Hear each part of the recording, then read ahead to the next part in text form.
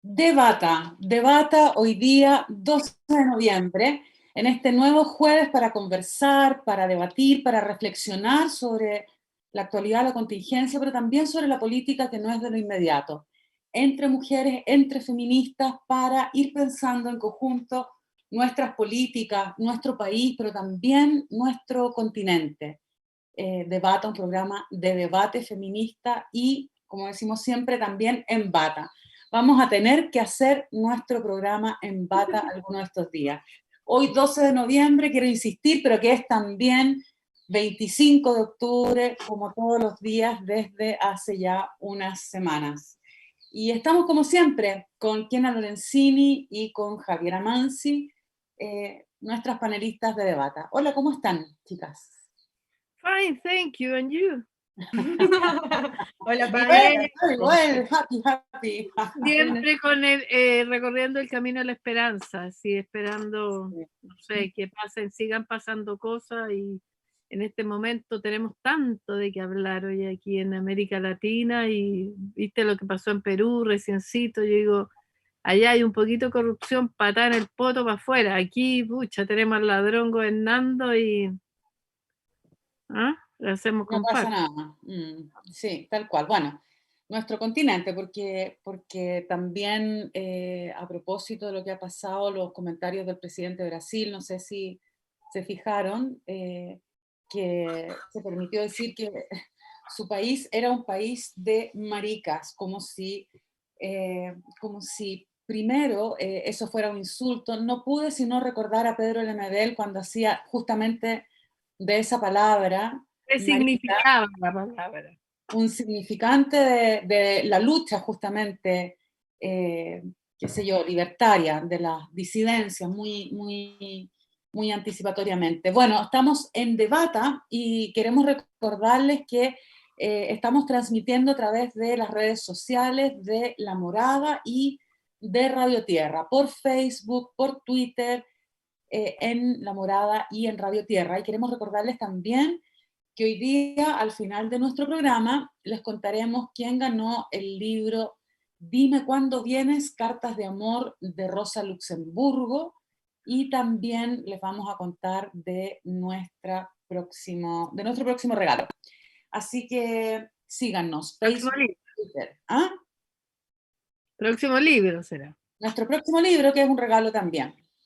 Y bueno, y hemos estado en una semana, como decías tú, Kiana, acontecida, bastante acontecida, y sin embargo nunca lo suficiente. Muchas cosas que están pasando en el país a propósito de, diría yo, cómo cada sector político intenta capitalizar lo más posible, siempre a última hora, siempre en desfase, este triunfo tan importante que fue el que obtuvimos en el plebiscito, pero cuyos efectos y resultados se encuentran en realidad aún tremendamente en interrogación, porque no sabemos cuánta de esa gran mayoría que aprobó en el plebiscito va a ir efectivamente a votar y a elegir a sus representantes. Pero además no sabemos tampoco cómo se va a configurar la posibilidad de participación de independientes, partidos, etcétera. No sé si escucharon hoy día, pero continúan los intentos de la oposición partidaria e institucional, digamos, por configurar una sola lista, pero nada de eso da cuenta de los esfuerzos necesarios e imprescindibles por incorporar a independientes y en particular a movimientos sociales, como las feministas en primer lugar, evidentemente, pero también como los pueblos originarios, los escaños reservados, es decir, millones de discusiones que siguen tremendamente pendientes y que no aportan en nada en la medida en que están pendientes a facilitar el proceso y a asegurar que efectivamente podamos escribir una nueva constitución democrática que garantice mayor libertad y derechos básicos, digamos.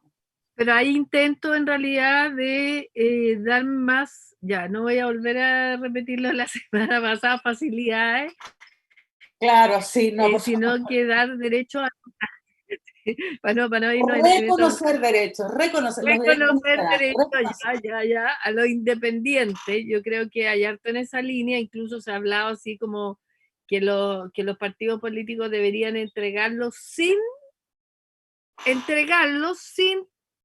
decidir ellos a quién, sino que decir, aquí hay un 50%, un 70%, creo que se está pidiendo, y que la gente lo reparta. Ahora, yo no tengo tanto temor por las feministas, ¿eh? Yo creo que nosotras con una organización, una buena organización, nosotras podemos prescindir, podemos hacer una buena lista y se están haciendo buenas listas en ¿sí? distintas partes, yo insisto, en las distintas partes, en movimientos sociales, que se están haciendo buenas listas y yo creo que eso, bueno, sí, evidentemente hay que ponerle menos trabas y reconocerles derechos, y sería maravilloso esta obligatoriedad que tuvieran que tener los partidos, pero es tan estúpido darle la obligatoriedad a los partidos que la entreguen sin... sería voluntariado de los partidos en realidad, tendría que ser voluntario, porque si no sería una estupidez que le hicieran eso en vez de darle al tiro la facilidad a los independientes que lo puedan hacer. Bueno, si el camino es más fácil que los partidos lo entreguen sin ninguna, sin ningún Condición. tipo de exigencia, con ningún tipo de condición, sería fabuloso, así que se podría poner uno de acuerdo. Ahora, yo creo que las feministas nos va a ir bien.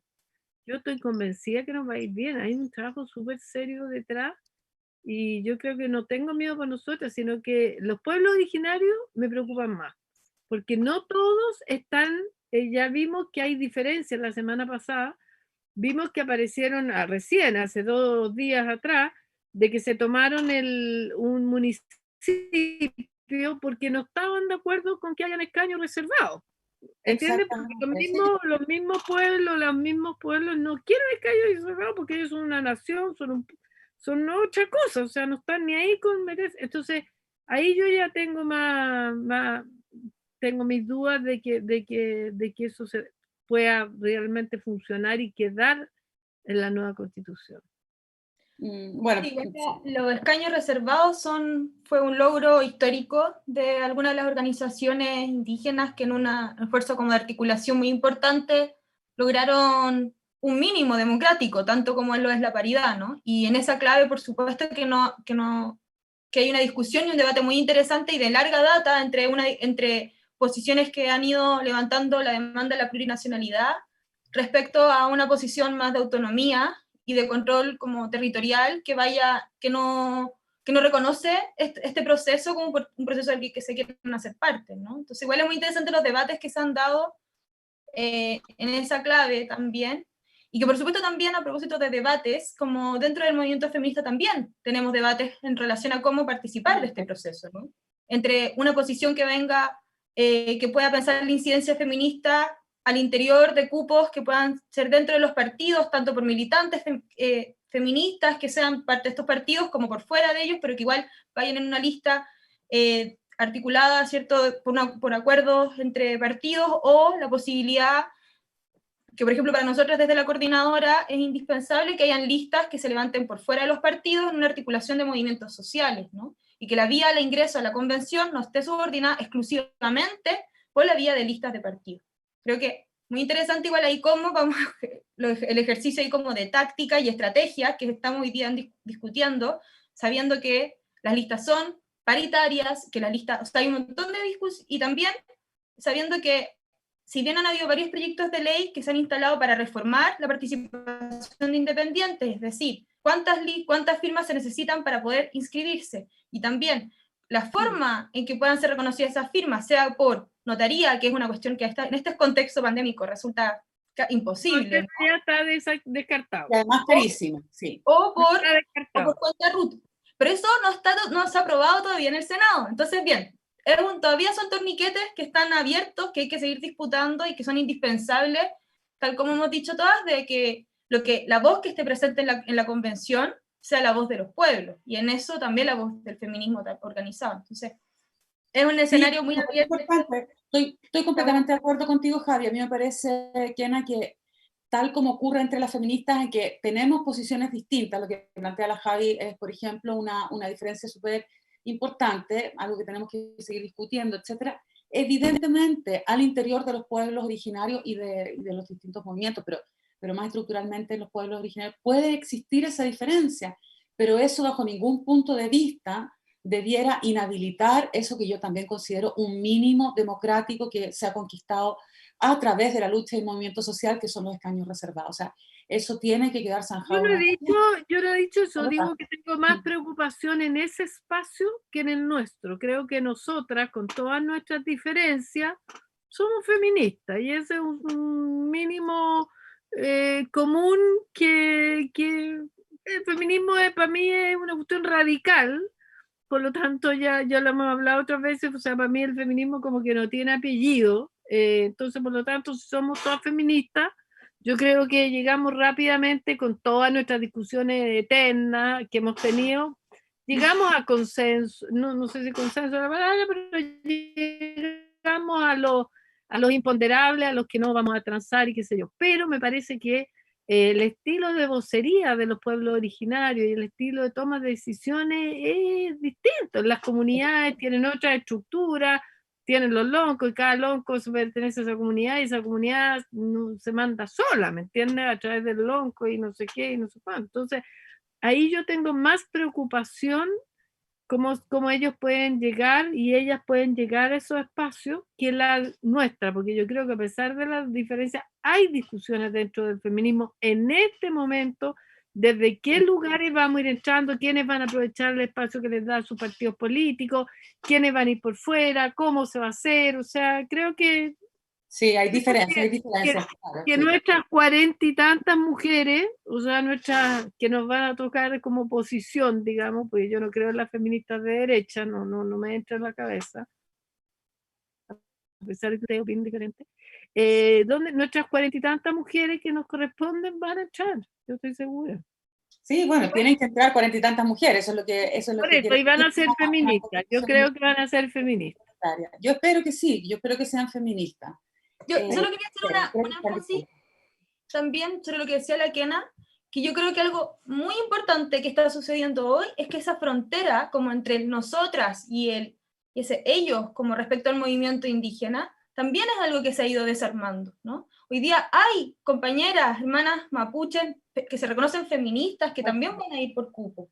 Y eso es muy interesante porque los cupos a la vez también son paritarios, que eso también es otra cosa que es muy importante. Y eso es también una demanda que viene de la red de mujeres mapuche, de mujeres y de la organización, por ejemplo, la Coordinadora de Naciones Originarias. Es muy interesante como esa idea, como estas fronteras también se han ido como desarmando, precisamente por una lucha que hemos ido encontrando, en la que nos hemos ido encontrando como pueblos, y creo que ahí también hay algo que me parece muy interesante de observar, ¿no? Cómo vamos como desarmando también esa diferencia y también cómo vamos inundando desde una perspectiva feminista y plurinacional todos los espacios, o sea, tanto como cómo el feminismo también ha incorporado esa lectura en su centralidad.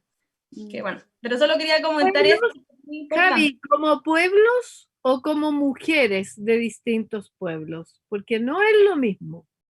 ¿Cómo? O sea, eso que tú dices de que se han desdibujado o esta unidad, digamos, Las y que fronteras entre ser fronteras feministas. claro, es entre mujeres feministas de distintos pueblos o entre feministas y pueblo, porque a mí no me parece que los hombres, por ejemplo, mapuche, que son los que van a tener más cupo, digamos, el pueblo mapuche, ¿no? Los hombres mapuche, a mí no me parece que esté tan desdibujada la frontera con el pueblo chileno. De los hombres mapuche, estoy diciendo. No, yo estoy diciendo que ya, tú estás hablando de la feminista solamente, no del feminismo que habita también en compañeras mapuche, por ejemplo. Ok, pero no del pueblo mapuche, no del pueblo en su totalidad. Ya, es que eso es importante claro. De las feministas que están también, que son también parte de los pueblos, del pueblo mapuche, de otros pueblos, que son también migrantes y también en ese carácter habitan este país desde una plurinacionalidad que no está reconocida, digamos. Exacto. Así lo entiendo yo, por supuesto. Ahora, uno no la quieren de la manera que la queremos nosotros. Por supuesto, por supuesto. Ahora, bueno, hay muchas cosas importantes más que han pasado esta semana, pero hay una en particular que yo quería comentar porque lo hemos estado conversando.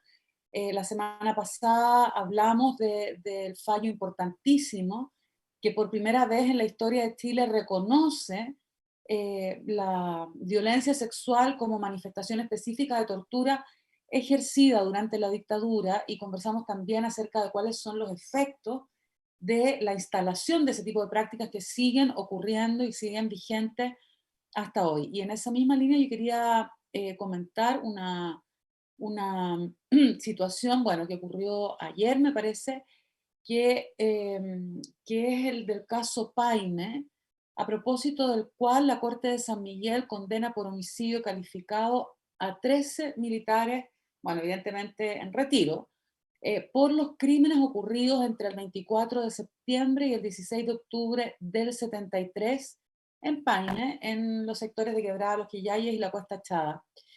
Y es, bueno, ese es un caso de violación y vulneración de los derechos humanos muy importante. Allí, en el 73, 38 campesinos fueron ejecutados directamente en la Cuesta Chada, y se trata de una situación, de un caso que, bueno, a lo largo de los años, como muchísimos otros, ha seguido impune en realidad. Y ayer, miércoles, la cuarta sala de la Corte de San Miguel recalificó estos secuestros calificados como homicidios calificados, lo que tiene como efecto el rebajar la pena o la sanción penal que debían cumplir los condenados. Esto es tremendo, porque evidentemente da cuenta de que aún en Chile no podemos hablar ni de justicia, ni de una sanción real, ni siquiera, diría yo, de un reconocimiento estricto a la vulneración de los derechos humanos durante la dictadura, y menos todavía mientras el ejercicio legal y jurisprudencial siga amparado en una constitución que fundamentalmente protege la impunidad, que fundamentalmente protege el espacio del Estado para seguir ejerciendo violencia, y que constituye entonces nuevamente y con mayor urgencia la necesidad de transformar nuestro marco, no solo jurídico, sino que constitucional, nuestra carta, nuestro pacto social, para poder justamente escribir algún día de verdad el nunca más, que es lo que se deshace con cada uno de estos acontecimientos que actualizan ese genocidio tremendo de la dictadura, pero que bueno, pero que sigue estando hoy día presente. Así que bueno, quería comentarlo porque me parece que es importante.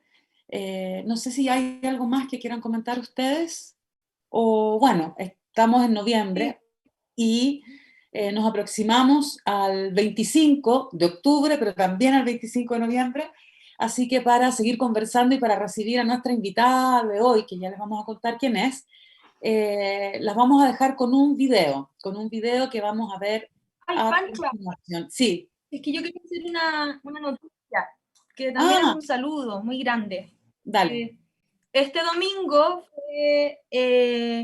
se presenta públicamente la nueva directiva de la Coordinadora Nacional Inmigrante, y la nueva presidenta de esta coordinadora, Vanessa González, la primera mujer y feminista, activista socioambiental también, que asume esta posición, después de haberlo hecho por muchos años Rodolfo, luego estuvo Héctor y ahora está Vanessa, y creo que esto es un hito histórico también como feministas, donde la coordinadora el domingo realizó una asamblea, sacaron las sillas a la calle, a la esquina de Bandera con Catedral, estuvimos ahí acompañándolas en ese anuncio. Bueno, Vanessa es también parte del Comité Migrante de la Coordinadora Feminista 8M, y a la vez anunciaron otra cosa muy importante, y es que la Coordinadora Nacional Inmigrante va a llevar dos candidaturas a la convención, que son Manuel Hidalgo y Catalina Boch. Así que, buena hora, es un gran anuncio del movimiento social, donde aparece ahí una vez más este protagonismo feminista, y a la vez como este deseo de disputar y de tomarse este proceso constituyente, de desalambrar el proceso y la convención constitucional tal como se ha dado. Así que quería como aprovechar también un cariño especial a Vanessa, que estuvo en nuestro programa hace un par de semanas atrás también, así que estuvo con nosotras, así que bueno, Sí, pues, bien, bravo. muchas felicitaciones, súper me parece. Y eso da Rápidamente cuenta, rápidamente la subimos al estrellato. por supuesto, fue catapultada al estrellato desde nuestro programa, efectivamente, sí. Bueno, qué alegría. Muchas felicitaciones para ella, y qué bueno además qué alegría que una feminista y que las feministas podamos ir ocupando esos lugares en espacios Eso es lo que tenemos que hacer. evidentes. Eso es lo que las mujeres tenemos que hacer. Llegó la hora de que las mujeres nos hagamos cargo del poder. Ahora nos toca a nosotras demostrar que lo que hemos venido diciendo hace tantos años, que podemos gobernar y que estamos hechas para gobernar en la medida que queramos el poder. Si le hacemos el quite del poder, o sea, yo veo gallas como la Mansi, que está súper empoderada, yo creo que por ahí va, les toca a las generaciones, y acá aunque nos digan SOA, estas tontorronas de repente, nos digan No, la Javi nunca ha dicho SOA, la Javi nunca ha dicho SOA. pero la Sofía Brito y otra de que nos dicen SOA, ya, pero igual nomás aquí estamos nosotras yo creo que las mujeres nos tenemos que poner a gobernar, ¿cierto? Ya. Bueno, ya empezamos, estamos empezando. Ahora vamos al video, y es el video Alerta Morada por Antonia Barra. ¿Y cómo en la UEA nos matan y nos violan y nadie hace nada?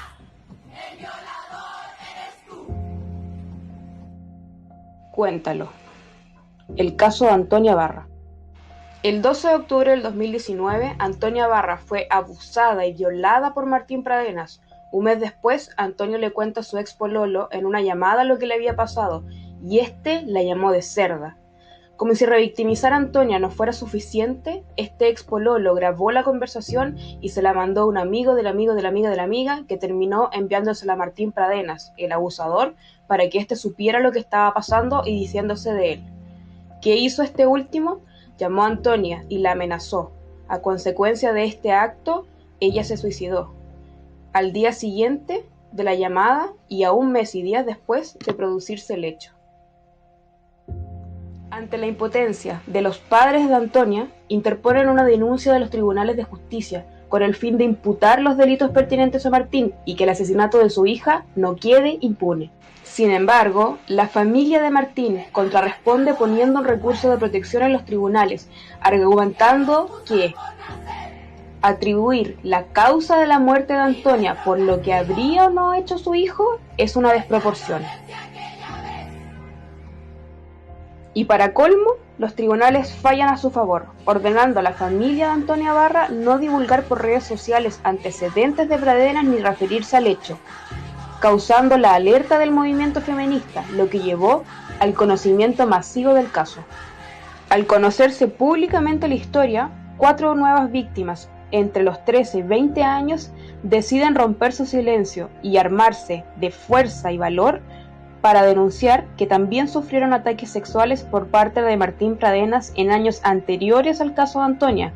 Además, se conocen testimonios de su profesora de kinder, vecinos y amigas de su hermana, que afirman que Martín Pradenas realizaba constantes obscenidades bajo la normalización de su familia.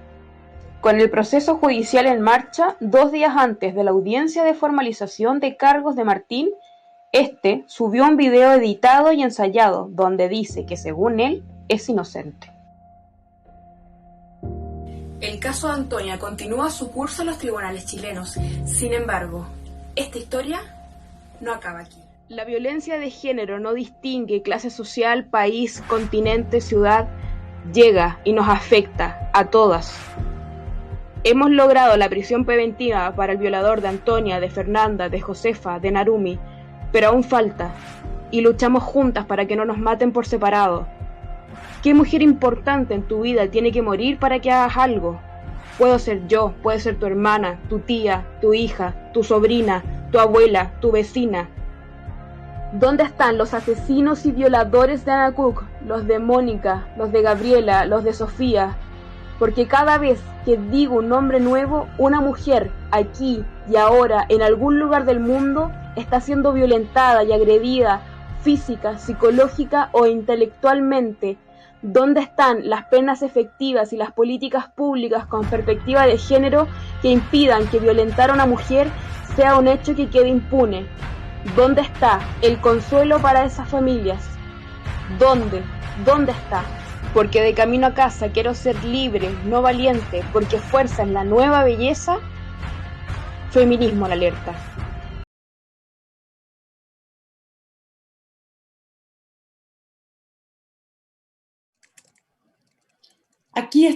Aquí estamos de vuelta en Debata con nuestra invitada hoy día, bueno, después de este video que nos recuerda que la violencia de género sigue estando presente en nuestra vida cotidiana, día a día, para que no olvidemos, y bueno, se aproxima el 25 de noviembre, que es el Día por la No Violencia, por eso quisimos presentarles este video. Y tenemos hoy día con nosotras a una invitada muy especial, a Rocío Rosero. Muchas gracias, Rocío, por estar con nosotras hoy día.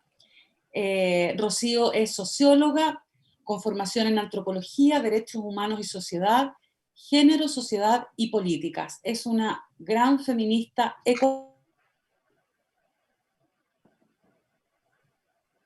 Bueno, ¿se nos pegó la pancha? Bueno, ecuatoriana, defensora de los derechos humanos. ¿Sí? ¿Kena? Perdón. Dale. no, que te quedaste pegada, pero sigue nomás. Estamos al aire. Sí, es que pensaba que querías agregar algo. Viceministra de Inclusión Social en el MIES, en el Ministerio de ¿qué será, Rocío? De Inclusión Económica y Social. De Inclusión Económica y Social, pucha, súper interesante ministerio. Y subsecretaria de Derechos Humanos en el Ministerio de Justicia y Derechos Humanos, y subsecretaria además de Prevención y Erradicación de Violencia contra Mujeres, Niñas, Niños y Adolescentes de la Secretaría de Derechos Humanos. Es decir, efectivamente con una gran experiencia en el ámbito de derechos humanos y en el movimiento feminista latinoamericano. Así que muchas gracias, Rocío, por estar hoy día con nosotras en este debate. Pancha, mucho gusto y muchas gracias por esta invitación, Kena querida. Un gusto saludarles, Javiera. Es un gusto enorme compartir siempre con ustedes las lecciones y los recorridos, los caminos que recorremos las latinoamericanas, las feministas latinoamericanas son comunes porque nos han permitido forjar nuestros derechos a lo que vamos avanzando. Y como decía Kena, es a ir construyendo este sueño, ¿no es cierto?, que es el ejercicio del poder desde el feminismo, desde la igualdad, desde la inclusión, que es como un principio básico de la democracia, ¿no? Admirándoles mucho por el proceso, por el importante, el 25, tan importante, el 25 de octubre y esa victoria maravillosa. Que obviamente no podemos tomar la temperatura de lo que se vive allá en Chile, pero que la vemos con mucho cariño, con mucha admiración, porque es un basta ya radical que tiene mucho sentido y que tiene mucho eco para todos nosotros, es decir, para todos nuestros países, para nosotros y nosotras, que va a tener un eco expansivo muy importante. Así que encantada de compartir con ustedes esta tarde.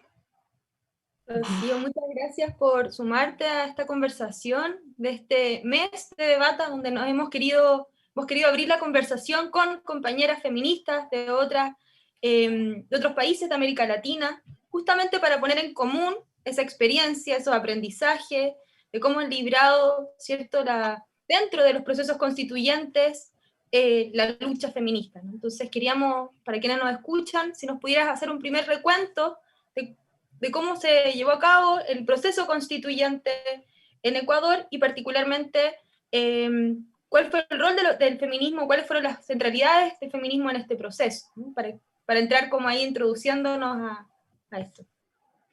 Bueno, muy importante señalar que, como ocurre en la mayoría de nuestros países, las inestabilidades democráticas han sido un signo, y es como una cuestión recurrente que va y vuelve y que también crea como una especie de mitos de que escribir un nuevo texto constitucional soluciona las cosas. Y sí y no, porque la verdad es que el cambio de la cultura cotidiana, si bien puede tener un anclaje, una patita en el marco legislativo, en el marco constitucional, pues la cultura, las relaciones cotidianas están dadas por otro tipo de normas que son las que están permanentemente permeando esos patrones de dominación, esos patrones de exclusión que no nos permiten una vida justa, democrática, solidaria y en paz. Es como bien difícil. Entonces, digo, para retomar, nuestro proceso en Ecuador como feministas tiene, digamos, dos capítulos en los últimos 30 años, dos capítulos muy importantes. En el 98 tuvimos una primera constituyente en la que fue muy difícil introducir los temas sociales en general y los temas de la inclusión y el desarrollo social, porque para los partidos políticos, para los gobernantes, para quienes estaban ejerciendo el poder en ese momento, lo más importante era abrir la compuerta para los temas económico-estructurales. Y no precisamente para lo que fuera la construcción de una sociedad democrática en donde la inclusión, los temas de educación, de cultura, los derechos específicos de las mujeres, de niños, niñas, adolescentes tuvieran cabida. Eso fue muy difícil entonces en el 98. No fue imposible porque creo que allí ocurrió una unidad muy importante del movimiento feminista. En ese momento veníamos nosotras ya de una experiencia de casi 2 décadas de construcción de procesos unitarios, de plataformas conjuntas en los movimientos, no solamente en y dentro del movimiento feminista, sino también en la relación con otros movimientos sociales. Y eso significó, por ejemplo, que nosotras a la constituyente del 98 llegáramos con toda una experiencia en formulación de política pública, de articulación de espacios de la institucionalidad pública, y ese camino lo desarrollamos de la mano, por ejemplo, también con los pueblos indígenas originarios. Esto fue muy importante. Los pueblos indígenas en el Ecuador marcan un hito histórico porque entran a la institucionalidad en los 80. Nosotras entramos en los 90 digamos, en el marco Beijing, con una capacidad de rectoría de política pública, y logramos llegar a la constituyente del 98 con postulados bastante claros sobre lo que tiene que ser la protección de los derechos específicos de los distintos sectores poblacionales. Esta fue como una base que finalmente sirvió muchísimo para el 2008, porque nos permitió conocer, digamos, hacer una experiencia y un recorrido propio que nos posibilitó llegar a la constituyente del 2008 con mayores ventajas, diría yo. Y claro, una de esas ventajas enormes era la posibilidad de, en primer lugar, escribimos nuestra constitución tanto en el 98 como en el 2008, el texto constitucional en la preconstituyente de mujeres, lo hicimos con los puntos fundamentales, desde los principios, los derechos fundamentales, lo que queríamos del régimen económico, en cuanto a la paridad, del régimen político, cómo veíamos y cómo vemos nosotros la función jurisdiccional, por supuesto nuestras reivindicaciones más sentidas en materia de libertades, derechos, salud y derechos sexuales y derechos reproductivos, todos los temas que tienen que ver con el cuidado, que fueron como los temas que los fuimos trabajando durante el proceso constituyente, y fue a través de comisiones de trabajo de sociedad civil. Un hito muy importante que vale la pena recuperar es que hicimos un pacto entre nosotros, las feministas, todas, de todas las vertientes, de todas las edades, de todas las generaciones, con todas las imbricaciones políticas, decidimos ir todas a todos los partidos.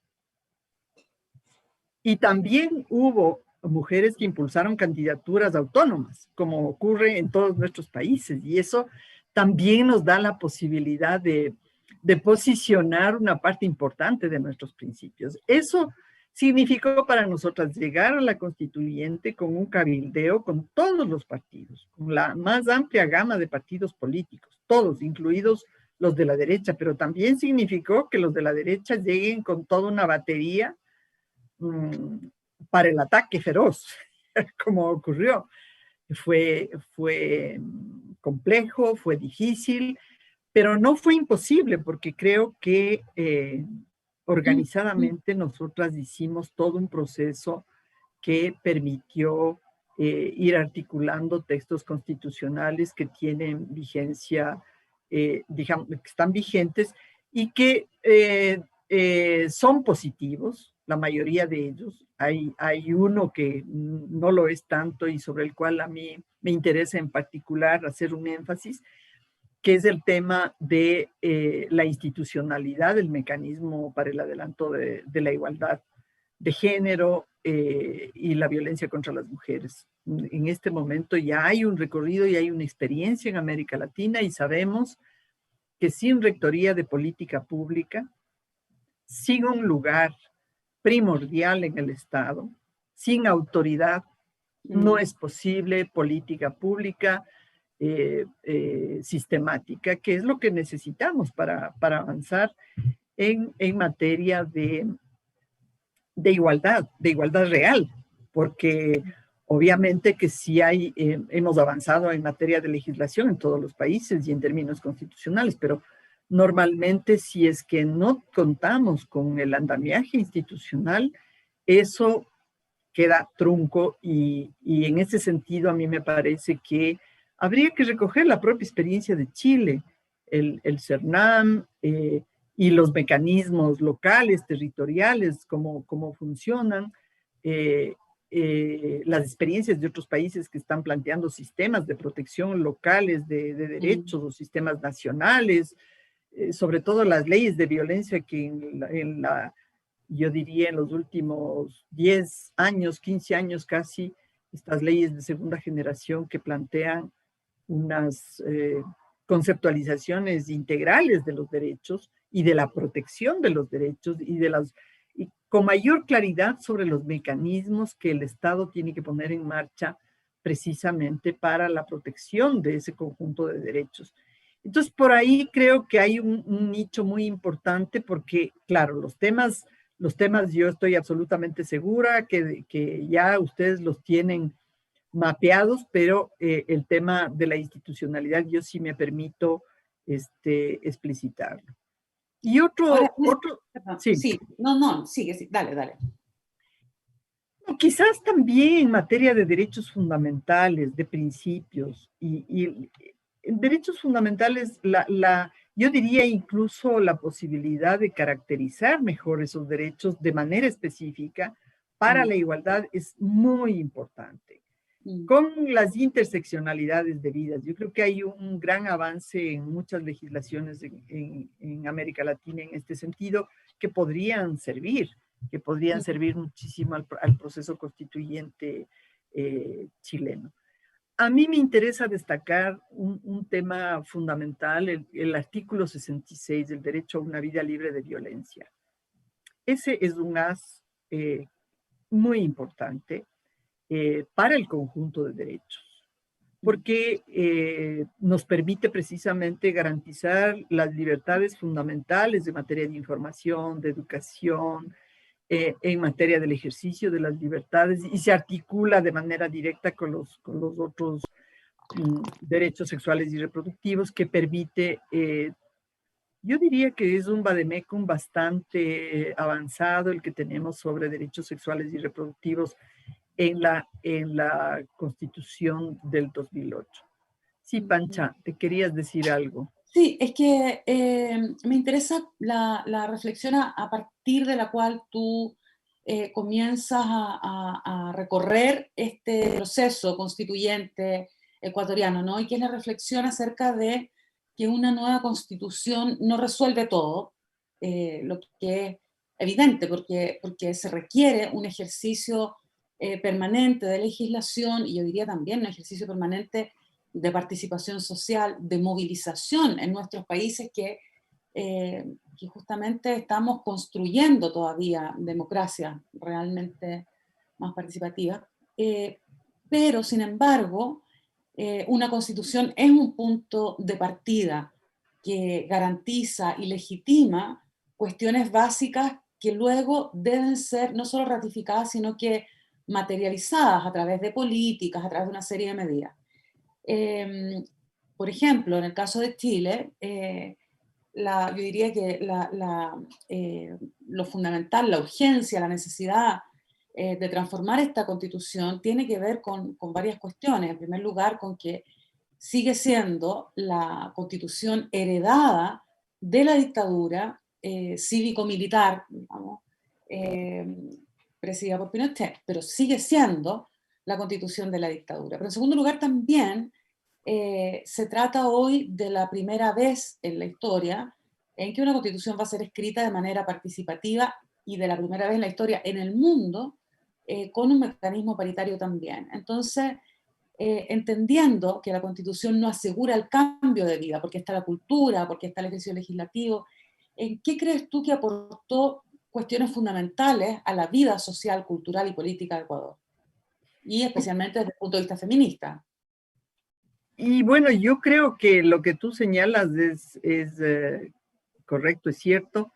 El tema de la participación, ¿no es cierto? Yo creo que es una ventana muy importante para canalizar esa participación hacia la política pública, la institucionalidad, la legislación. No todos los sectores feministas, digamos, están de acuerdo con este tipo de planteamientos, pero en fin, creo que sí estamos todas por los principios básicos del feminismo, en la defensa de las libertades, de las autonomías de las mujeres, de reconocer los derechos sexuales y reproductivos como derechos fundamentales, el derecho a una vida libre de violencia y demás.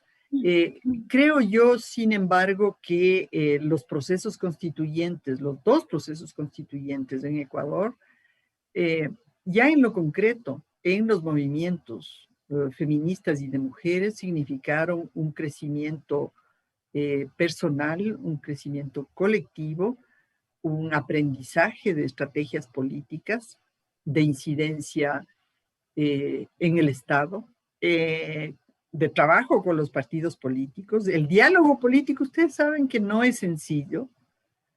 A veces, también nosotras decimos aquí en el Ecuador, ahorita tenemos un proceso electoral, otra vez Agenda Nacional de las Mujeres. Y sí, otra vez la Agenda Nacional de las Mujeres. Y eso nos toca, porque nos toca poner de nuevo visibles cuáles son los ejes fundamentales de nuestros derechos y cómo es, digamos, ese camino que nosotras anhelamos y que estamos construyendo. Es decir, porque los que ahora vienen y las que ahora vienen seguramente no tienen memoria ni estuvieron en los procesos y sí requerimos que eso ocurra. Y eso puede ocurrir únicamente si nuestra participación es permanente y no se cansa y visibiliza de una manera clara y contundente los distintos temas. Entonces, ¿cómo lo hacemos? Ya ustedes lo han hecho, pues ya la paridad, la conquista que tienen hasta este momento es la mitad del camino, o no sé, me encantaría escucharles, o sea, me parece que es como el camino a la esperanza, y esa es la otra cuestión que es muy fuerte, ¿no es cierto? Para nosotras fue apoteósico, potentísimo, a pesar del dolor que nos produjo este bajón en el tema del mecanismo para el adelanto de la mujer y los debates que tuvimos ahí con todos los sectores políticos. Pero sin embargo, para nosotras era y es todavía la Constitución del 2008 una fuente de derecho una fuente de esperanza, de inspiración. Y claro que tiene también, digamos que tiene detractoras y detractores que señalan que es un verso muy bonito, pero la verdad es que sí, es importante contar con ese instrumento que es la Carta Magna, ¿no es cierto?, que nos permite afianzar los caminos por los cuales hemos transitado durante estos 12 años de legislación secundaria. Sí, yo y creo que eso es claro, muy importante. Es un camino a la esperanza, como dices tú. O sea, es exacto, la posibilidad de volver a apropiarnos de nuestra vida social, de nuestra vida política, la posibilidad de volver a dialogar, claro que es un ejercicio dificilísimo, como dices tú, pero también tan indispensable de volver a ser dueñas y dueños de nuestros destinos, digamos, y de nuestra vida conjunta. O sea, Ahora, Pancha, perdona, vuelvo a repetir, el concepto de la esperanza como es un concepto tan, tan raro, tan poco político en realidad, pero que aquí se usa harto así como esperancita, como o el esperancito, el tontito, la tontita que espera que las cosas resulten, pero yo nunca lo creo había escuchado, no, no, que para nada. Es bueno, grande esperanza, que grande. tú no eres una chica de redes sociales, pero bueno, no, yo digo, se camina en la esperanza, o sea, se camina en la esperanza, no, más que la esperanza como una finalidad, es así ese es. camino en la esperanza, en este diálogo, en estos encuentros que tenemos, en esta coordinadora 8 de marzo que está conversando permanentemente con distintos grupos, esa es la esperanza, es ese caminar cotidiano haciendo cosas, que es la esperanza. Construyendo, ¿verdad? Exactamente, estamos construyendo esperanza, estamos en la esperanza Exacto. últimamente, a pesar de los tremendos y pencas y asquerosos y violentadores gobiernos que tenemos, estamos construyendo y estamos en la esperanza permanentemente haciendo cosas. Yo creo que el estallido social en Chile y en Colombia y en Perú y en un montón de partes que están pasando cosas con pueblos que despiertan, eso es esperanza, eso es revolución en esperanza, como la revolución de Claro. las flores, una cosa así. Y la feminista, lo único que estamos haciendo es eso. Exactamente, que es digamos, somos parte de esos procesos de cambio, sin lugar a dudas, ¿no?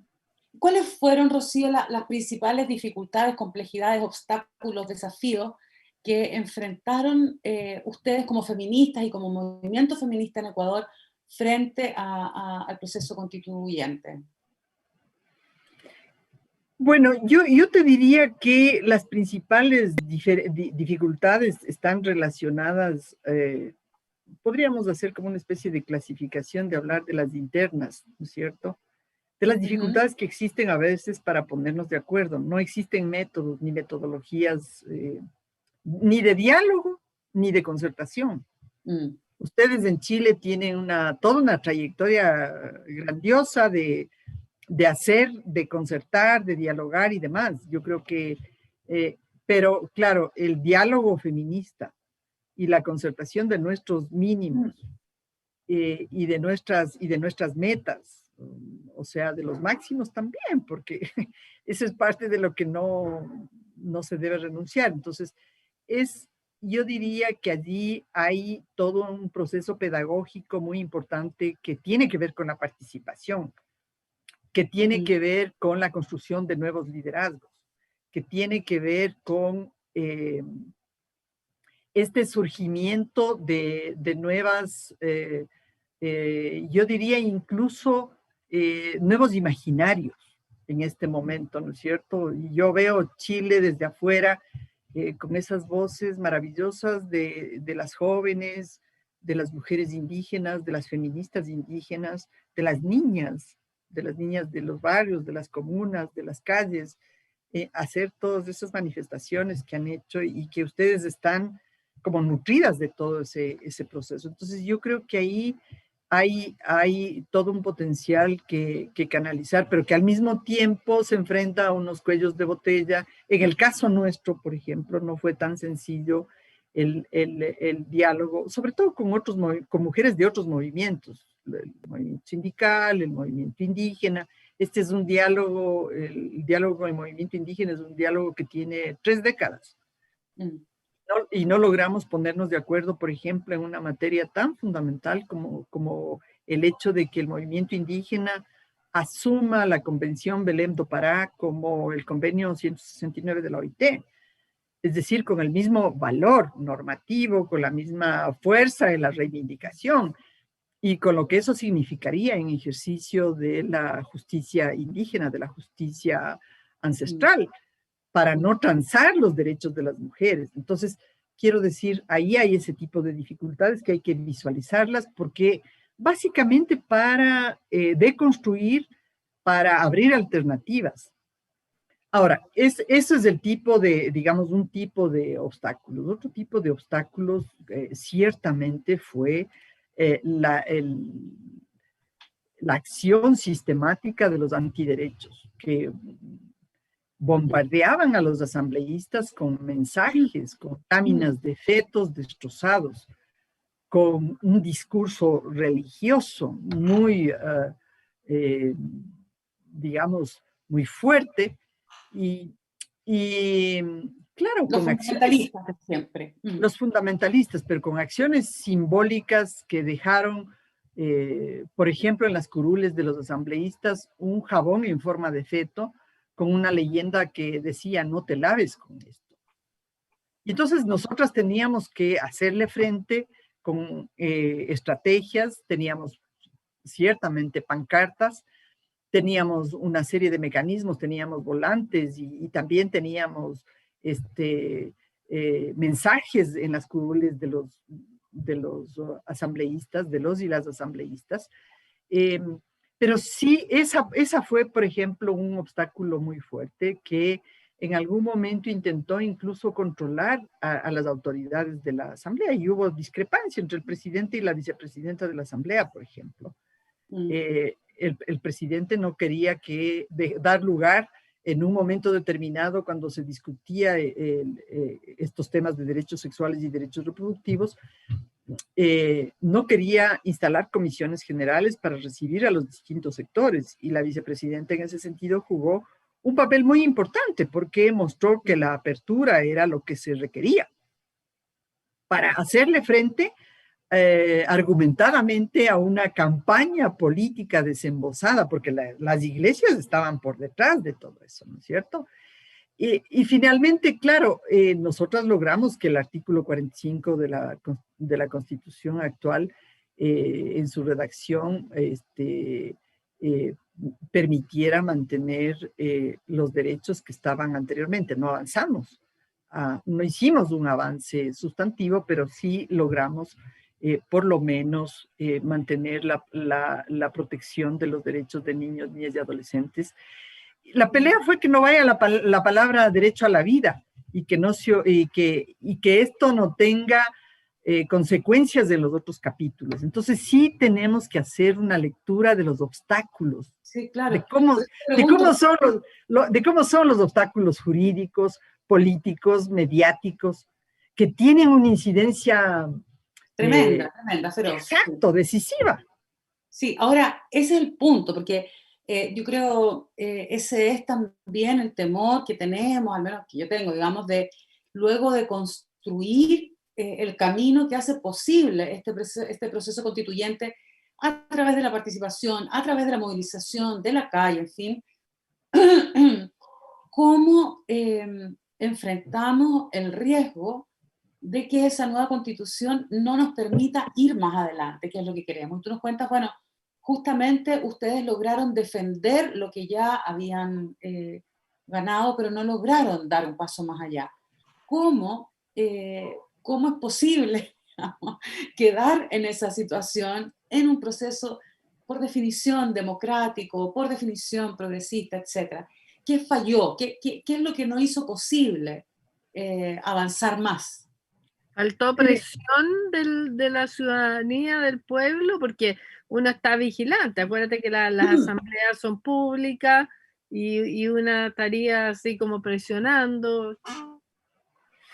Claro, a ver, a veces tenemos la idea de que si no hay avance, no hay derechos. Y capaz que no es tan así. Yo por eso les cuento que tenemos dos constituyentes, la del 98 y la del 2008, y creo que entre las dos hicimos un camino y pudimos mantener, digamos, nuestro piso mínimo era la del 98. Es más, nosotras cuando la clase política estaba hablando de constituyente, de Asamblea Nacional Constituyente en el 2008, no queríamos como movimiento feminista porque teníamos mucho que perder, porque nos costó muchísimo incluir una serie de temas en derechos fundamentales.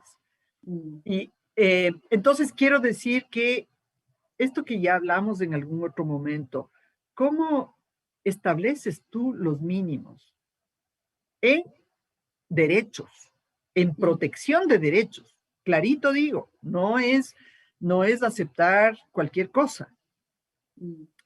Y para nosotras del ejercicio siempre, y lo hacemos en materia legislativa, siempre hay unos mínimos que tienen, digamos, que son inviolables, digámoslo así, y que los conocen nuestros aliados y aliadas, y unos máximos que son los máximos de todos los estándares internacionales de derechos humanos. Ahí no hay pierde. Entonces, creo que es bien importante que en cada uno de los temas hagamos ese ejercicio. A nosotras nos sirvió, y nos sirvió muchísimo, por ejemplo, en el Código Penal para establecer mejoras en los tipos penales de delitos sexuales, de femicidio. No logramos feminicidio. El gobierno de Correa jamás iba a aceptar responsabilidad estatal. Jamás. Más bien, toda la legislación secundaria durante estos 12 años ha ido desmantelando la responsabilidad del Estado. Esa es la tendencia y esa es nuestra lucha en materia legislativa. O sea, ¿cómo mantienes esos mínimos de protección integral de los derechos específicos de las personas en materia en todas las materias, digamos, en todos los ámbitos y sectores, pero aplicables a las garantías específicas que pueden y deben brindar las políticas públicas, porque si no se convierten en una declaración y nada más. Es decir, ¿cómo aterrizas tú ese conjunto de postulados, principios y derechos en mecanismos institucionales y en mecanismos de política pública que permitan el ejercicio, que permitan el rol de garante y protector de derechos? O sea, ese es un desafío, efectivamente, del proceso constitucional, cómo a partir de la escritura de esta Carta Fundamental en una mirada, en una perspectiva democrática, se puede garantizar su implementación, digamos, a través de mecanismos específicos, de políticas, etc. Pero también me parece muy importante lo que tú planteas en el sentido de que, bueno, para nosotras y nosotros como país, en nuestra historia, en nuestra memoria reciente, enfrentar un proceso constituyente es una cuestión inédita, en realidad. Y sin embargo, yo creo que nos hemos imaginado poco un proceso como el que tú nos relatas, en el sentido de que quizá no se trata de escribir una nueva constitución que va a durar para siempre, sino de ir avanzando en la reconstrucción de una democracia más real en nuestro país, y quizás en 10 años más tenga que haber otro proceso. En fin, o sea que estamos en realidad abriendo y comenzando un camino que no sabemos muy bien por dónde tiene que seguir. Eso me parece muy importante, ¿no? Sí, construyendo la esperanza, como decíamos antes, ¿no? O sea, este es un camino largo en el que no hay que perder de vista que el hecho constituyente, el momento constituyente es fundamental, es capital, y no podemos, digamos, descuidar ni un solo detalle, pero también igualmente importante va a ser lo que viene después de la constituyente, ¿verdad? Porque nos implica pensar cuáles son las estrategias que vamos a desarrollar, qué caminos en esta construcción de esperanza vamos a trazar en todos los niveles, no solo de la institucionalidad pública, sino de los movimientos sociales, de la sociedad, de la cultura, de los medios de comunicación. Es decir, el mantener el proceso vivo como ustedes lo tienen en este momento, con esa fuerza, esa vitalidad y esa esperanza, ¿verdad? Y esa victoria apoteósica, porque realmente eso es lo que alimenta este proceso enormemente, el cómo mantenerlo y reproducirlo para todo lo que se viene en el camino posterior. Y yo la verdad es que estoy convencida de que ustedes lo van a lograr y lo van a hacer muy bien. Y que va a ser importante también en materia de lo que nos puede enseñar el proceso, incluso de legislación específica, incluso de textos legislativos constituyentes, porque nosotros hemos avanzado en el movimiento feminista y estamos haciendo todos los días, en todos los países, innovaciones. No es, que están, no es que están escritos en piedra los textos de las constituciones, o sea, hay una cantidad de innovaciones que tenemos que adoptar, recrear, y que seguramente ustedes nos las van a poner, o sea, vamos subiendo la vara en ese sentido, y eso me parece también no pongan muy, tanta muy importante. expectativa, por favor. Sí, pongamos expectativas nomás, por supuesto. No, pero ¿cómo que no? No, nos vamos a sentir muy responsables. No, pero es cierto, yo creo que, no, además es súper interesante el hecho de que ustedes hayan tenido 98 y 2008, porque todos los casos que hemos estado viendo aquí, estoy pensando en Bolivia, y cada caso de nueva constitución es diferente. O sea, lo que tú decís del 98 me calza perfectamente con tener preocupación que el 2008 se borraran cosas que ustedes ya habían ganado, que efectivamente era súper importante dar esa pelea y mantener eso. No era perder, piso mínimo. No era retroceder, claro, porque habría sido peor. O sea, ver después cómo fue Correa respecto a las mujeres, que fue un desastre. Un desastre, un desmantelamiento, una vergüenza, todo, porque, bueno, una ignorancia además que como no tiene límites con la verborrea, él las decía nomás. Entonces es súper interesante porque después, bueno, estuvimos con nuestra compañera Rocío, la Mónica Novillo, en el programa anterior, y ella nos contaba, por ejemplo, cómo en la constitución de Bolivia quedaron los derechos sexuales y reproductivos, quedaron instalados, y ahora hay que ver cómo los protocolos para que todas esas cosas ciertamente funcionen. Entonces, para nosotros es súper interesante ir viendo cómo cada país logró instalar ciertas bases, mientras aquí se discute si vamos a tener una mínima constitución y mandar lo máximo a nuevas leyes, lo cual a mí en Chile me da terror, porque aquí las leyes se demoran. La única rápida que sacan rapidito son cuando ellos la embarran en el Congreso o cuando quieren fútbol. Eso mismo me han dicho, cuando quieren ver un partido de fútbol o qué sé yo. Entonces está súper interesante ver que hay leyes bien concretas. Y aquí el tema del derecho a la vida es un tema que tiene que dar, el derecho a la vida, con la base y la claridad también. ¿Desde cuándo? Porque el derecho a la vida en una dictadura como la que tuvo a Chile es fundamental. O sea, apareció cuando Bachelet inicia este proceso de los ELA. ¿Se acuerdan los encuentros autoconvocados, el encuentro, no sé cuántitos autoconvocados para una nueva constitución? Ahí aparece mucho el derecho a la vida, pero no desde que embrión y no desde el feto, sino que están hablando del derecho a la vida, de que no venga un dictador y te mate, ¿me entiendes? Entonces también nosotros, eso va a aparecer mucho, y vamos a tener que tener mucho cuidado de que no nos vayan a meter la cuchufleta desde que embrión, desde que se junta ese colilarga con Con la redondita, con la redondita. Con la gordita simpática, claro, o sea, pero tiene que aparecer con mucha fuerza, porque aquí tienen manito golpe, les gusta el Sí, golpe. claro, sí. Claro, pero por eso nosotras tenemos un desafío mayor, porque tenemos que nombrar con claridad. No es que se trata de hacer una legislación mínima, se trata de hacer un marco en el que quepa efectivamente ese conjunto de desafíos que vienen para posterior,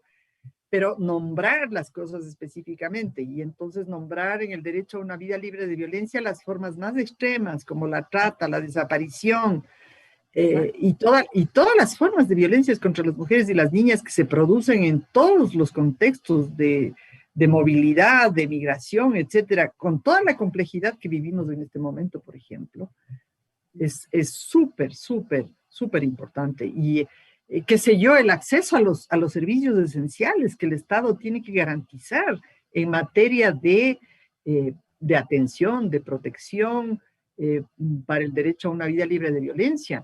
Es decir, el acceso a la justicia, evidentemente, ahí hay un conjunto de derechos y libertades que tenemos que nombrarlas, porque no hay otra forma. Y en nombrar esas libertades y derechos, sí vamos a tener probablemente diálogos, y vamos a tener también contendores, contrincantes, y vamos a tener opositores, evidentemente, y tenemos que prepararnos para hacerlo de la mejor manera. Y vamos a tener también la compañía del movimiento social, como lo contabas tú también, a propósito de cómo a lo largo de todo el proceso constituyente la manera de participar no es solo estando en la asamblea o en la convención, sino que acompañando desde el movimiento social, en el caso de Ecuador, el Consejo Nacional de las Mujeres, que fue una instancia de incidencia permanente, de ir acompañando, de ir discutiendo, presionando para que ciertas cuestiones fueran quedando ahí. Y promoviendo espacios para el debate público. Para el ¿verdad? debate público. Y mecanismos como, por ejemplo, sobre el tema del derecho al aborto, el derecho a decidir. Hicimos una encuesta. Más del 62% de los ecuatorianos y ecuatorianas consultadas estaban a favor del aborto. Que fue para nosotras mismas fue una sorpresa, porque en esta sociedad pacata, conservadora, el tener una respuesta de esa magnitud en el marco de esos debates es muy, muy, muy importante, ¿no? Rocío, yo quería preguntarte porque, bueno, nosotros en Chile no existe una tradición de asambleas constituyentes, nunca la ha habido, ¿no? Y observamos Hubo, pero no funcionó. En el ciclo progresista latinoamericano hubo muchas experiencias, ¿no? Un ciclo del que no participamos, porque nosotros, como hemos dicho, se levantó una revuelta contra 30 años de administraciones neoliberales, de precarización, ¿cierto?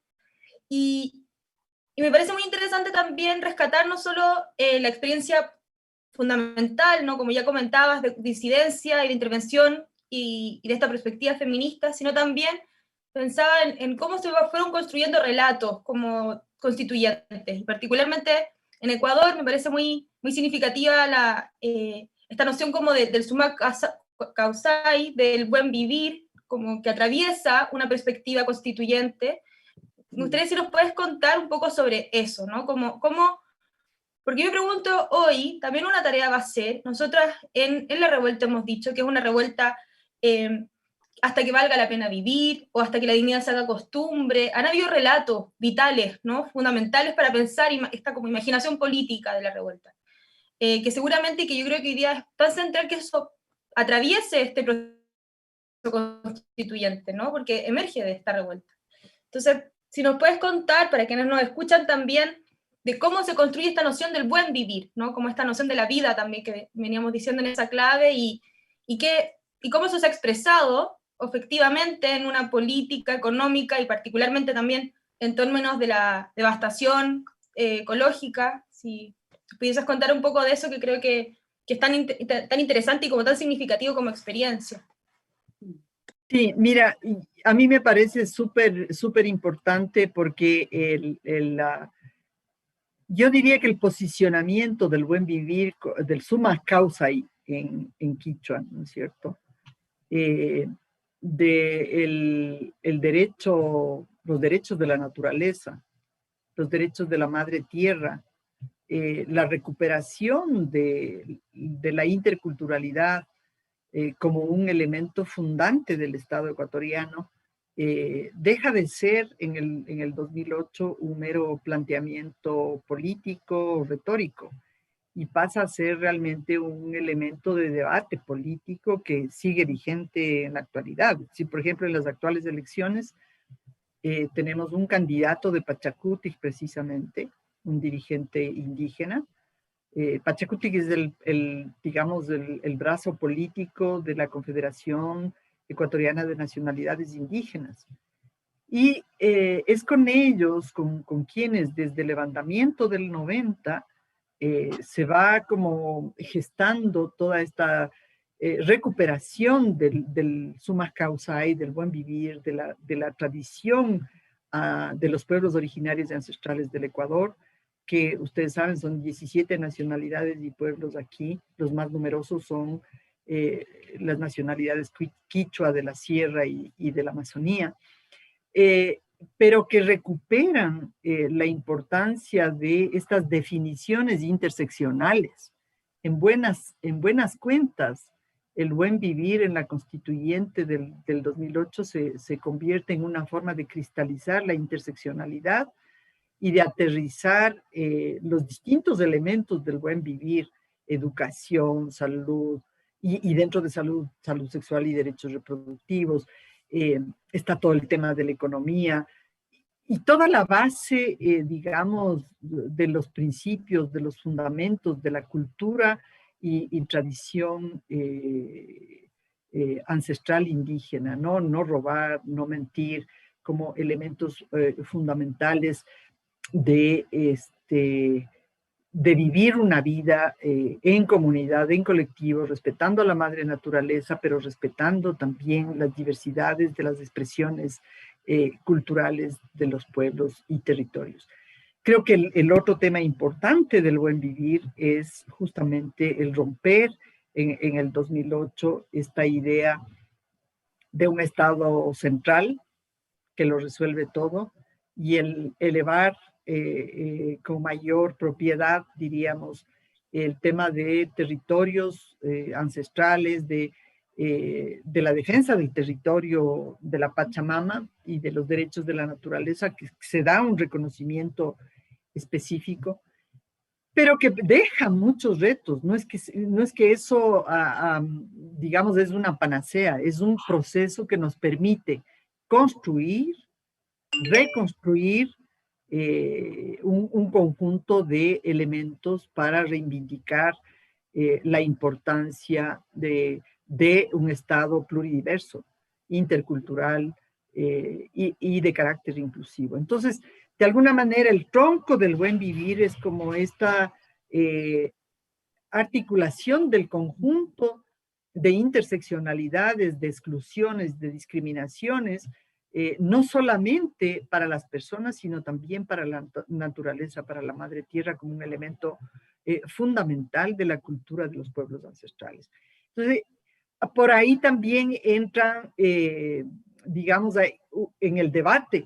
Fue muy interesante entrar con todos estos elementos en el debate constitucional en materia de los derechos de las mujeres indígenas y de los pueblos originarios. Yo diría que evidentemente hay un antes y un después de la Asamblea Constituyente, un antes y un después en el sentido de que están muchísimo más claros algunos de los retos, no solo para los pueblos y nacionalidades, sino para la propia sociedad ecuatoriana, y que el proceso de construcción de la interculturalidad es un proceso en ciernes, difícil, complejo, que requiere la ruptura de unos patrones de exclusión, de unos patrones centralistas, de unos patrones androcéntricos, de unos patrones que están afincados en la primacía, por ejemplo, de la justicia ordinaria frente al derecho consuetudinario de los pueblos, y todo lo que eso significa. en materia de derechos y de interculturalidad. Por ahí. Rocío, bueno, estamos un poco pasadas en el tiempo, pero la verdad es que ha sido súper importante y súper significativo además poder conocer algo de la experiencia de ustedes en este proceso. Esperamos poder seguir poniendo en común y dialogando sobre estas experiencias y todo lo que ello implica aquí en este espacio virtual que la pandemia nos ha permitido, nos ha puesto en primer lugar, pero también ojalá muy pronto en la presencia real de la vida misma. Ojalá que nos puedas acompañar de cerca también en este proceso junto a muchas otras compañeras. Vamos a Ecuador mejor las tres, vamos Marci a Ecuador. Vengan, vamos. Vamos. Está bien in situ el tema. Todos, claro que sí, con muchísimo gusto. Sí. Y bueno, está haciendo ahí el control técnico, dice que él también quiere ir. Lo vamos a pensar, sí. lo vamos a pensar. Todos vamos, claro, lo vamos a hacer allá. Por cierto, qué gusto haber compartido. Muchísimas gracias por su generosidad. Siempre estos diálogos nos permiten refrescar la memoria y saber que hermanas latinoamericanas podemos construir tanto y que nada, es un futuro que está allí, que es del presente y que es del camino. Eso. Muchas gracias a ti, pero no te vayas todavía, Rocío, porque para cerrar el programa nos faltan todavía dos momentos muy, muy importantes.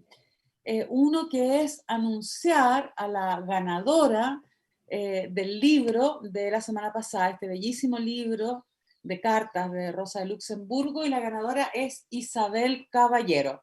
Así que Isabel, tienes que pasar a la librería Proyección, que está ubicada en la calle San Francisco 51, Santiago Centro, muy cerquita del Metro Santa Lucía, a buscar tu libro.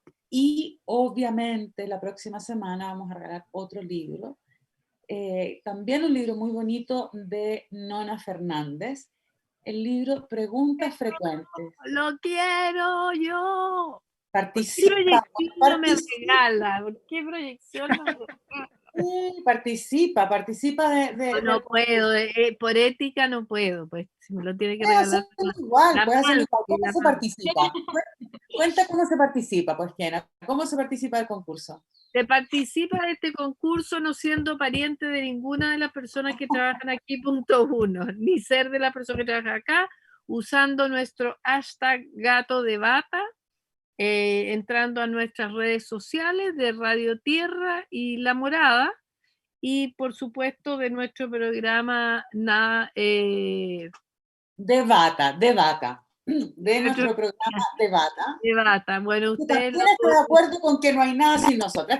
También estamos de acuerdo. No hay nada sin nosotros. Muchas gracias. Disculpe que otro programa, bueno, son cosas de la vida. Eso habla de lo mucho que hacemos las mujeres. De lo mucho que hacemos, porque son muchas programas, somos las mismas, por supuesto. Pero usen el hashtag y coméntenos el programa. Necesitamos feedback y yo creo que eso es re bueno que nosotras nos colaboremos entre quienes nos escuchan, nos colaboren también, porque para nosotras es súper importante saber que estamos llegando a ustedes y que nos opinen y nos cuenten, nos digan si estamos conectándonos con ustedes o no, si no es más que eso. Y por supuesto se van a llevar ese libro que la Mansi no me quiere regalar, cagona, de la maravillosa escritora Nona Fernández. Sí, excelente. Grande, Nona Fernández. El libro, entonces, Preguntas Frecuentes, participando, como decía Kena, con hashtag Debata, opinando en Facebook, en Twitter, en Instagram, y especialmente opinando a propósito de, bueno, ¿qué es una constitución feminista? ¿Qué necesitamos para una constitución feminista? Y también opinando sobre nuestro programa. Y entonces, para terminar, las recomendaciones de hoy día. Cada jueves, Rocío, terminamos el programa haciendo una recomendación a la gente que nos escucha, un libro, una obra de teatro, en fin. ¿Qué tenemos hoy día en el bolsillo? En el bolsillo. ¿Qué tenemos en el bolsillo? A mí me encanta la República de las Mujeres. Excelente. Este libro maravilloso que siempre nos permite soñar, leer, discutir y construir, ¿no es cierto? como latinoamericanas de ese país que soñamos, no solamente el propio nuestro, de nuestro lugar, sino esa patria grande que anhelamos. Creo que allí tenemos una serie de elementos fundamentales de la lucha política, de la lucha democrática, pero también de la dimensión más humana de esto que el feminismo nos permite recuperar a las mujeres, ¿no es cierto? Que son elementos fundamentales de nuestra lucha política y que han mostrado, por ejemplo, en el ejercicio de la función pública algunas mujeres feministas de algunas latitudes y países que son las que mejor manejaron la pandemia, tomando decisiones acertadas, Sí, porque tenemos la capacidad de proyectar desde la vida cotidiana ese conjunto de valores de respeto por la dignidad y la vida, que muchas veces no están en los radares de los políticos que tienen otros intereses en sus radares, en sus mapas referenciales. Entonces, por ahí me parece que eso. Y yo les recomendaría también El feminismo en mi vida, de Marcela Lagarde. Sí, bonito. Muy buena recomendación, sí, total. Este es como un libro muy, muy nuestro también, ¿no es cierto? Que escribió Marcela con muchas de nosotras en los debates, los talleres, en esta construcción feminista que hemos hecho de las leyes de violencia, de las leyes de paridad, de participación, etcétera. Es decir, en donde hemos construido también los liderazgos y los principios feministas de los liderazgos. Es decir, creo que ahí tenemos una cantera de información de principios que vale la pena. Así que yo les recomiendo este libro de Marcela Lagarde. Bueno, ella tiene muchos libros, pero este en particular porque es una especie de compilación como mucho más vívida de lo que fue el feminismo y es el feminismo en nuestras vidas. Muchas gracias por la recomendación, Rocío. Kena, ¿alguna recomendación tuya para esta semana? Sí, por supuesto. Yo voy a seguir a la Rocío Rosero para recomendar también a alguien de generaciones más pasadas, pero que es fundamental. Ser política en Chile, de Julieta Kirwood.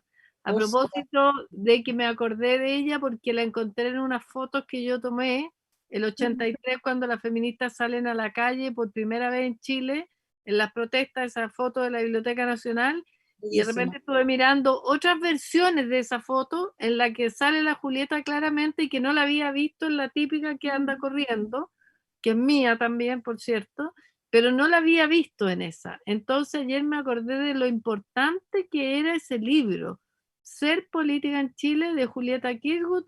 Lo pueden bajar sin ningún problema de internet si no tienen billete para comprar. Y aborda de manera muy crucial, diría yo, uno de los temas que hemos estado discutiendo también, este desgarramiento muchas veces de las feministas entre la política partidaria y la política movimentista. O sea, el mismo problema que enfrentamos hoy, que conversamos hoy y que también, bueno, nos sigue desgarrando por varios lados. Javi, ¿qué te gustaría recomendar a ti?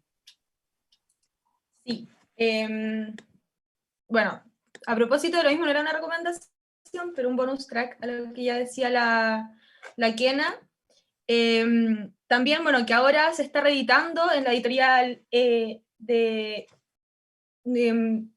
Alejandra Castillo, que es Julieta Kirwood, Políticas del Nombre Propio. Entonces también quería contar que Palinovia, que es una editorial muy interesante, independiente de muchos años y que ha rescatado a través de Alejandra la obra de Julieta y otras feministas, yo creo que sí. De Guadalupe Santa Cruz, pues hay que comprar ahí a Guadalupe Santa Cruz en esa misma editorial. O sea, quien no ha leído a nuestra querida Guadalupe Santa Cruz, harto se ha perdido.